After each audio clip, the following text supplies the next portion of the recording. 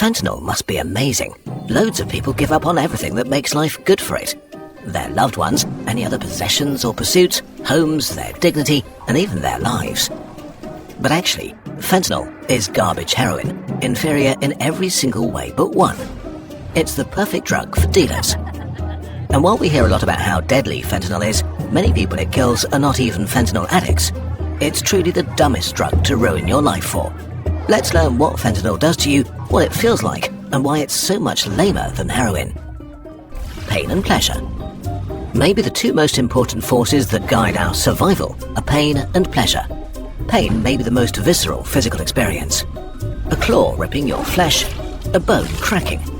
Rejection eating your soul. Pain can be scary and unbearable. It's the strongest signal our bodies have to make us avoid harm. Pleasure is what makes life good because it feels, well, amazing. Eating things that are sweet or high-fat, having sex, or opening another booster pack with your friends. Anything that makes you feel pleasure makes you want to do it again. These two opposing forces guide you through life. Pain shouts, "Stop, this is bad."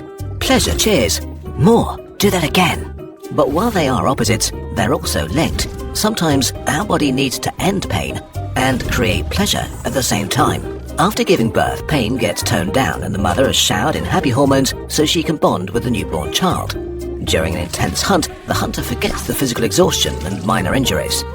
Both are technically not great experiences, but need to be repeated for our survival. And nature invented a powerful mechanism to achieve this: the mighty opioid receptor. It's like a keyhole on the neurons that control pain and pleasure. If activated, it reduces pain and how much you care about pain, and it creates pleasure and good feelings. The details are complex and not relevant for this story. What you need to know is that any molecule that can fit into an opioid receptor like a key is called an opioid. Opioids are extremely powerful, so when your body uses natural opioids like endorphins when you laugh, it releases only a tiny amount exactly where they're needed. So the effects are mild and localized. Your sprained ankle feels better, a painful memory subsides, you get a boost of happiness meeting an old friend. And now we're getting to drugs. Humans found opioids in nature like morphine and were quite taken by them. They got refined into a whole family of drugs used in hospitals and to relieve patients that are in immense pain. Codeine, OxyContin, Vicodin, and of course, heroin, and the worst of all, fentanyl. Before we can explain why fentanyl is the most garbage drug, we need to do something fun. Let's inject some heroin together. Ready? The supernova of pleasure. Heroin rushes through your entire body and flips every opioid receptor it finds. A rapid cascade of things happens everywhere all at once. A symphony of intense sensations. Every cell regulating pleasure is now high. Without their control, floodgates of happy hormones open and fill you up top to bottom with pure bliss. A cup of coffee, a nectar of joy. This song you like, a celestial symphony. A cuddle, pure love from the center of the universe. Wherever you felt pain before, from wounds or aching joints or menstrual cramps or loneliness or self-loathing, it's gone now. You are simply unable to feel pain or care about it anymore. Like dimming the lights in a cozy room, your brain's alert system is put to sleep and you feel at ease, warm and serene. Any stress melts away and dissolves into a dreamlike haze. You're no longer worried or tense about anything. This peace even spreads to your essential organs, slowing your breath, soothing and slowing your intestines. Your chest rises and falls like the gentle waves of a quiet shore. You're sailing a sea of calm and happiness that feels perfect and eternal. The full load of a strong opioid like heroin for the very first time is one of the most amazing feelings humans can experience. For a few hours, you're in heaven. And this is exactly the problem. Your brain is not equipped to handle anything like it. You feel too good. But nothing lasts forever, and now you're in trouble. You just experienced the best feeling you ever felt. Your brain's reward center is completely fried and can't comprehend what happened. If what you did felt this good, it has to be amazing for your survival, and you should do it again. Except, you can never ever feel this good again. This will be your peak life moment forever. You may forever chase this feeling you had this very first time. And now you're back in the regular world, with your insecurities, where your knee hurts, regular tasting coffee, and having to work hard for happy hormones. Comparison is the thief of joy, and now you have your life to compare to a supernova of bliss. The indescribable feeling comes with a damage to your sense of life and self that may be irreparable. And this is not even the worst. Opioids are incredibly addictive, and the addiction among the worst you can have. The supernova of pain. Once you've taken opioids a few times, your brain has had enough.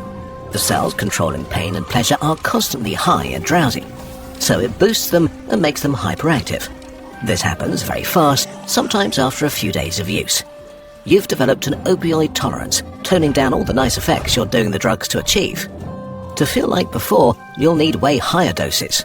Now, you're at a crossroads. Quit and have your system go back to normal fairly quickly, or keep going and take more. You take the wrong turn. Over the next few weeks, your brain keeps pushing back and you keep taking more. The effects are not quite what they were, but still mildly nice. Until one day, you can't get opioids and realize your body is now your enemy. Your systems are so hyperactive that they make you feel the opposite of what the drug was doing. Welcome to withdrawal. It all starts with a creeping unease. Instead of being euphoric and happy, nothing feels good anymore. Your coffee is tasteless, your favorite song lame, your loved ones distant. A storm of negative emotions shatters your sea of calm. Serenity is replaced by anxiety and angst, like something terrible is imminent. Your worries, insecurities, and all the fears you suppressed aren't just back, but amplified into an existential crisis. You're so restless you can't sit still. Your heart is beating too fast. You shiver, sweat, hyperventilate. Your pain circuits are now oversensitive, so your bones and muscles ache and hurt for no reason.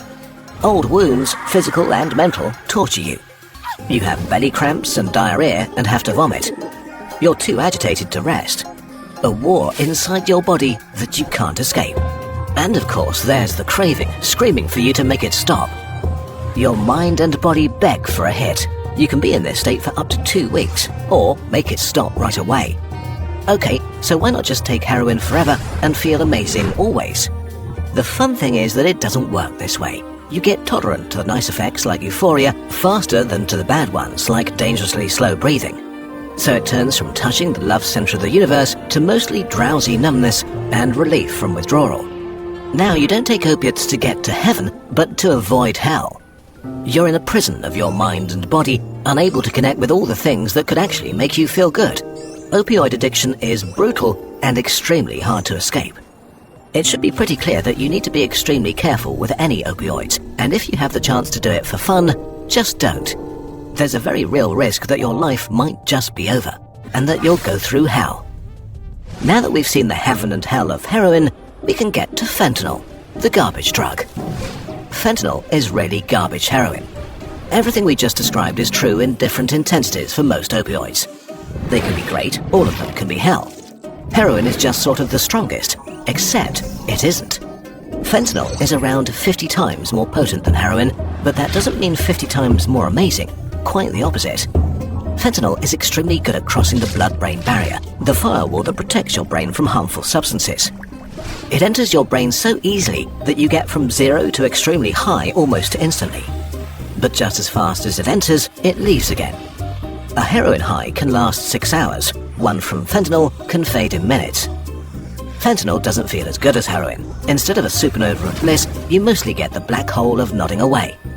But it comes with all the withdrawal symptoms. As a bonus, because fentanyl acts so quickly on your brain, it fries your reward center even more, making it even more addictive than heroin. And since you only need so little of it, it's super easy to overdose and die by accident. It's the deadliest illegal drug in US history by far. Between 2013 and 2023, it killed about 400,000 Americans. Fentanyl really is garbage heroin. Too dangerous, too intense, too addictive, too little fun. But then why are so many people taking it? Well, actually, nobody wants to. Fentanyl is not for users, it's for dealers. The house always wins.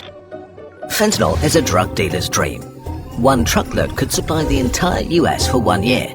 It's cheap to make and easy to smuggle. Heroin needs plants and fields and way more space.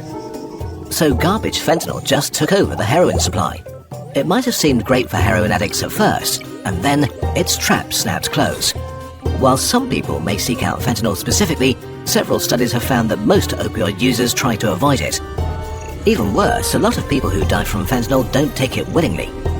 Dealers want people to come back for their product, and by adding a tiny trace of fentanyl to any drug, they can make it more addictive. Even if people don't realize they took an opioid, they'll feel its effects. So dealers started to mix all kinds of drugs with fentanyl, turning the entire US drug market into a minefield where any trip can be your last. Because way too often, they put a bit too much in their mixes. In 2022, the combination with pills, often counterfeit oxycodone and benzodiazepines, accounted for about 20% of all fentanyl deaths. In 2023, the US authorities seized 115 million pills with fentanyl. 70% contained a lethal dose. About half of fentanyl overdoses came where you expected the least, from stimulants like cocaine and meth. A lot of people may have taken these mixes on purpose, but many others just wanted to party and weren't ready for an opioid surprise. This is especially dangerous because if you've never tried opioids, you can overdose very easily. Fentanyl really has no upsides outside medical use. For dealers and cartels, it means easy profit. For users, it means a worse opioid addiction and a worse life. For people who would never ever try it, it can be a death sentence they didn't see coming. No matter how alluring they are, using opioids, even in safe settings, is playing with fire on the best of days. Fentanyl is a garbage drug that turns this fire into a raging furnace, increasing the risk of death massively. There's really only one conclusion to draw here. If you have the choice, don't step into the supernova of pleasure, because the danger of it turning into a supernova of pain is just too high.